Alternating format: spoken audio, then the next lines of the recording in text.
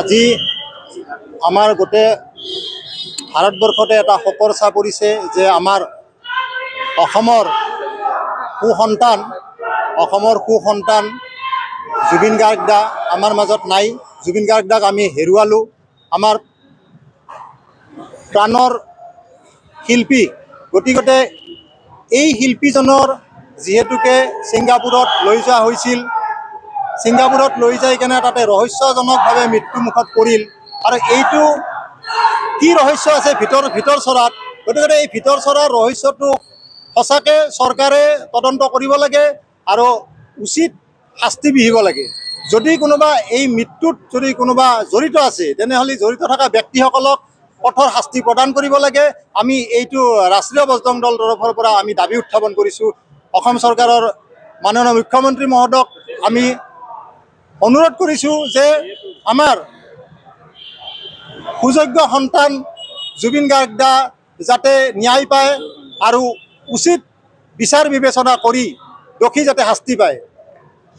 দেখা গৈছে বৰ্তমান সময়ছোৱাত এজনে আনজনৰ দোষ জাপি দিয়াৰ যি চেষ্টা সংবাদ মাধ্যমৰ আগত স্পষ্টীকৰণ দিছে, এজনে আনজনক দোষ জাপি দিয়া দেখা গৈছে। হয়, আমি সামাজিক মাধ্যমত আমি বহুতখিনি আমি দেখি আছোঁ, আমি শুনি আছোঁ। ইজনে সিজনক ঠেলি দি আছে আৰু গোটেই ৰহস্যটো গাপ দিবলৈ চেষ্টা কৰি আছে। ইয়াতে এটা ডাঙৰ ষড়যন্ত্ৰ আছে আৰু এই ষড়যন্ত্ৰৰ কি আছে এই ষড়যন্ত্ৰৰ মাজত।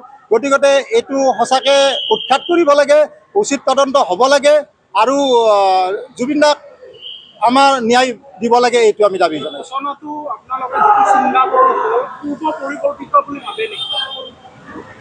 এইটো হ'ব পাৰে, আমিতো খাটাং কৰি ক'ব নোৱাৰোঁ। যিহেতুকে জুবিন দা আমাৰ অসমতে থাকি আমাৰ অসমতে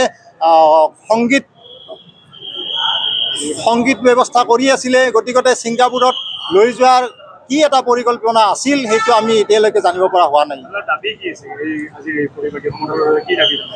আমি ৰাষ্ট্ৰীয় বজৰং দলৰ ফালৰ পৰা আমি এইটোৱে দাবী জনাইছোঁ যে জুবিন দাই ন্যায় পাব লাগে, উচিত তদন্ত হ'ব লাগে আৰু এই তদন্ত CBI প্ৰদান কৰিব লাগে অসম চৰকাৰে। আৰু অসম চৰকাৰে CBI তদন্তৰ কাৰণে প্ৰদান কৰাৰ পিছত তাৰে পিছত কি হয় সেইটো লক্ষণীয় হ'ব। আপুনি বিচৰা বাতৰি পাব কেৱল নিউজ 18 এপত। নিউজ 18 এপ ডাউনলোড কৰিবলৈ স্কেন কৰক এই QR কোড। গুগল প্লে ষ্টৰতো পাব এই নিউজ 18 এপ।